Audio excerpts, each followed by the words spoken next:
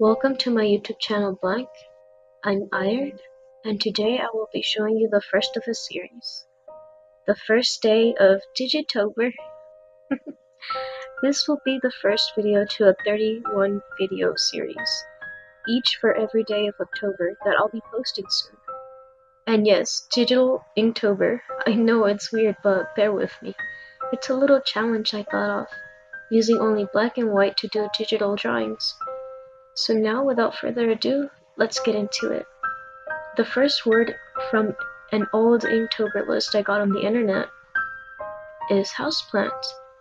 So now while you enjoy a quick speed paint, I'll be telling you a horror story based on the theme houseplant.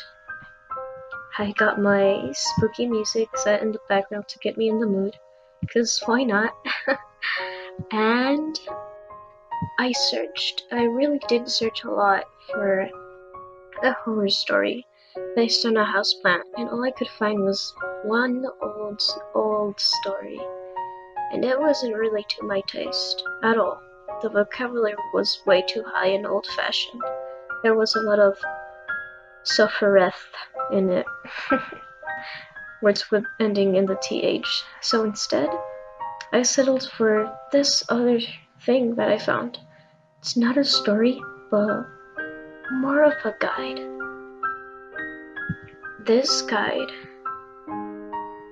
is called A Selection of Witches' Garden Plants for Potions, Passions, and Diabolical Ends. So, the book is called Plants for a Witch's Garden and Moon Garden. It sounded really interesting, so I thought I might check it out for this. I haven't read it all, so you'll be hearing it the first time I hear it as well. So here, let's read it. An incomplete herbal of witches' garden plants, their science and folklore, how to grow, how to serve to cure or to curse. Witches' garden plants differ from a normal garden, and that the story is as fascinating as the plant itself. The wisdom and madness of these plants have been known and passed down through the ages. At one time, possession of witches' gardens plants like these could have found you tied to the stake. Today, the only stake we will deal with on a regular basis are the stakes which keep the plants growing straight. The history of witches' garden plants. People think of witches as being a Middle Ages phenomenon, but witches and people known for herbalism and healing go back to the Romans, the Greeks, and much earlier. We can trace the history of science and medicine by how these plants have been used over time, and how in some cases their secrets are only now being unlocked. And we should scroll a little bit down. It's a long thing. And here we go, the first plant. Primrose flowers in a witch's garden. A gift to and protection from fairies, tokens for the dead, and evening primrose for a moon garden. The second plant is a monkshood, or monkshoot. It is a deadly poison and essential ingredient in witches' flying ointments. It makes its first appearance in the witch's garden. Monkshoot is one of the more deadly plants in the witch's garden. It was also one of the plants closely associated with the witch's flying ointment. Now look at this diabolical botanical and how it differs from its cousin, the legendary wolfsbane. I like the names, and maybe I'll be showing you guys a picture of these flowers too, if you guys want. The second plant is called cowslip. It is a witch's garden plant, which is traditionally found by foraging, meaning that you can only find it if you search for it in like a forest or grassy areas, I guess, because that's how the picture looks like. I'm not too sure. I live in a desert. So, this plant is known for its connection to May Day. I don't know what that means, but it sounds kind of important. Divination and of curse, and of course fairies. It's been celebrated in folklore and by Shakespeare for its connection to love. The next plant is the native, Cleome cerulata, a Native American addition to the witch's garden and table, and a friend to bees and butterflies. You can't overestimate the importance of bees in a witch's garden, for our stinging friends help to pollinate. Just behind them in usefulness in this task are butterflies, and to attract both, plant a bit of Cleome in your garden. Additionally, many beekeepers love Cleome, as it is an excellent source of nectar. The next plant is a wildflower. From the witch's garden, meadowsweet, a love potion as well as a balm for aching hearts. A look at meadowsweet, a wildflower traditionally thought of as an omen of love, but with any love potion, it works best when love is already present from the start. The next plant, deadly nightshade. From witches' flying potions to the beauty of the women in Venice, to death from the sweet berries of Atropa belladonna. Deadly nightshade, will you die for love? Will you die for beauty? Will you die for powers beyond your wildest imagination? That's the allure of belladonna, one of the most famous of all plants in the witch's garden.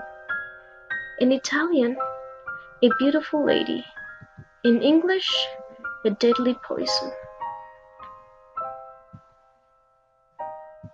The next one is Tenaketum vulgar. I am sorry if I'm pronouncing these bad, but you should see them and how they're spelled. They look so weird, but so nice at the same time.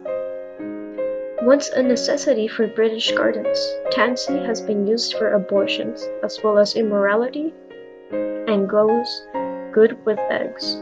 The last part kind of made it fall apart. and were the marjoram once, and sage, and rue, and balm, and mint, with curled leaf parsley grew, and double marigolds, and silver thyme, and pumpkins 'neath the window climb, and where I often, when a child, for hours tried, through the pales to get the tempting flowers. As ladies' laces, everlasting peace, true love lies bleeding. That was an interesting explanation of Tacetum vulgar. The next one is foxglove, digitalis. From witches' thimbles to witches' hats, a flower to lure fairies and whose magic and folklore brings both life and death. It was this song which included foxglove that gave me the idea to start a witch's garden. It was in the spring of last year when I saw my foxglove was in bloom that I recalled poor Charlotte of the Rake's song, and got to wondering what other deadly plants might be scattered throughout.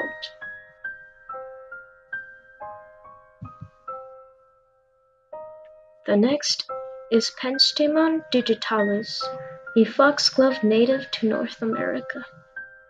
For those in the United States who like to keep their gardens stocked with native plants, beardstongues, or Penstemon digitalis, is a member of the foxglove family, which fits the bill. Native to eastern and southeastern United States, as well as Canada, it's right at home in a fairy garden. The next plant is Ricinus communis, an ally to dictators and the KGB, friend to mothers for ages, the bane to moles everywhere, the intriguing tale of the castor bean plant. Exiled from his native Bulgaria, playwright and novelist Georgy Markov had just finished walking across the Thames on Waterloo Bridge. There he waited for the bus which would take him to his office at the BBC in London, a regular trip for him. He suddenly felt a sharp pain, as though he'd been stung. 3 dots, so I can't read the rest. It was getting interesting though, wasn't it? The next plant is hollyhock, symbolism and meaning, a positive influence to the witch's garden, along with fairies, bees, butterflies, and white magic. Hollyhock symbolism and meaning have an ancient pedigree, as they do for healing. Hollyhocks are symbolic of the cycle of life, and so you find them in funeral practices of the ancients, as well as fertility. You are hard-pressed to find a malevolent use for the plant. And that's it. There are no more plants, but they do tell us that if we want to know more, we should check out and buy their book. I don't know if you guys want to check it out. I don't know if this sounded interesting to you, but the book is called The Herbalist, or at least that's how the cover looks like. The title on top of the webpage is Plants for a Witch's Garden and Moon Garden. So I hope you enjoyed this speed paint and this not so scary but still interesting and dark little guide that I provided you with. So I hope to see you next time in the next drawing. The theme for that one, I forgot what it was. But I hope to see you guys then, and I hope that you enjoyed this video as much as I did. So if you did, please subscribe, leave a comment, drop a like, and hit the bell, the notification bell. It will notify you each time I make a video, and that way you'll never miss out on any of this.